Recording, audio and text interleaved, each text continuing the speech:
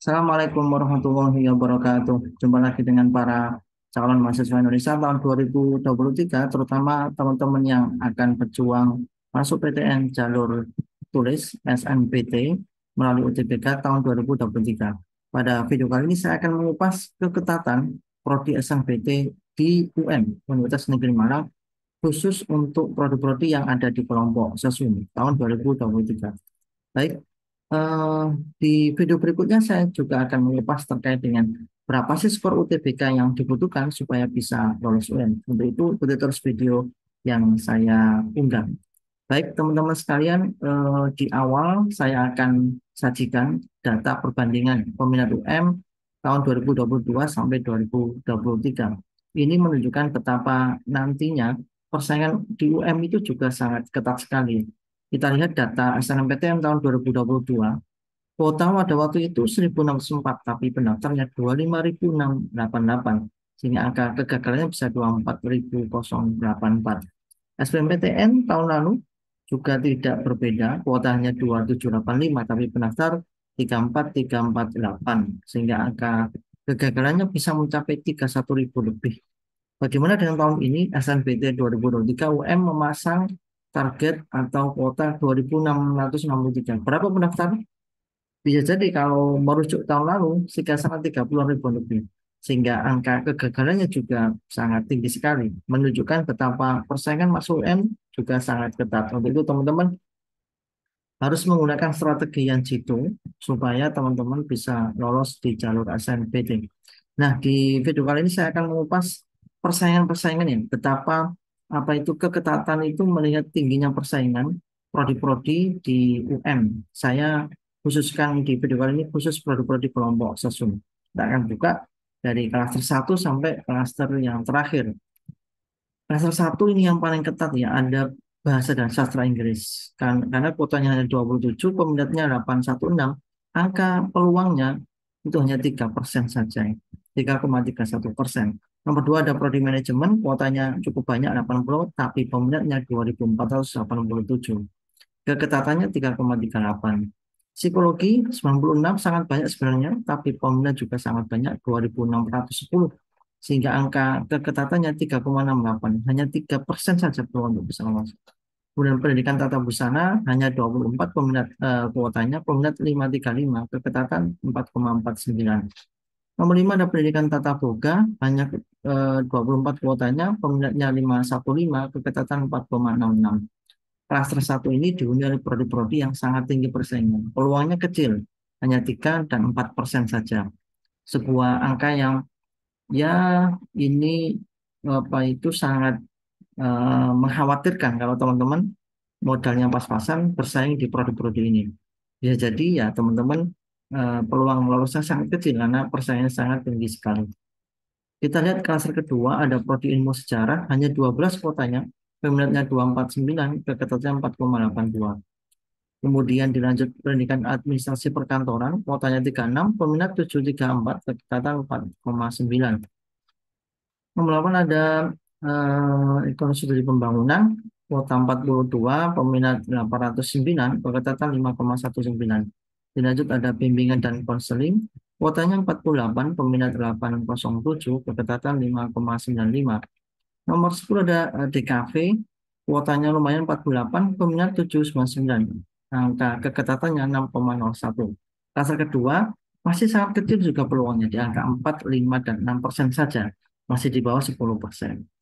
Masuk di klaster ketiga ada ilmu perpustakaan, kuotanya 30, peminat 494, keketatan 6,07.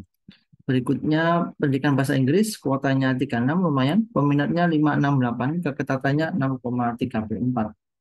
Kemudian dilanjut bimbingan dan bahasa dan sastra Indonesia, kuotanya 30, peminat 471, keketatan 6,37.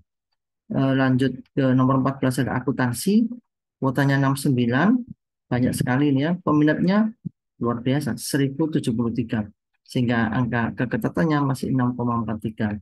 Nomor 15 ada pendidikan sosiologi, kuotanya 36, peminatnya 533, keketatan 6,75. Klaster ketiga ini juga masih sangat kecil peluangnya, hanya 6% saja peluangnya. Jadi perlu berhati-hati jika memilih prodi-prodi ini. Klaster keempat ada pendidikan ilmu pengetahuan sosial, kuotanya hanya 24, peminat 327, ketatan 7,34. Kemudian pendidikan guru sekolah dasar PKSD, luar biasa, kuotanya sangat besar 108, tapi peminatnya juga sangat banyak, 1452, sehingga angka kekatannya hanya 7,44. Lanjut ke administrasi pendidikan, kuota 48, peminat 600, keketatan 8,00.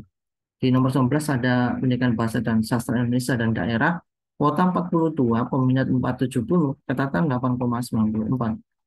Di nomor 20 ada prodi geografi, kuotanya 36, peminat 382, keketatan 9,42. Klaster keempat pun masih sangat tinggi persaingan, masih di bawah 10%, hanya 7, 8, 9% saja peluangnya, masih di bawah 10%-nya. Lanjut ke klaster kelima ada pendidikan bahasa Arab, kuotanya 42, peminat 394, keketatan 10,66. Dilanjut di nomor 22 ada prodi PKN, kuotanya lumayan besar 48, peminat 418, keketatan 11,48.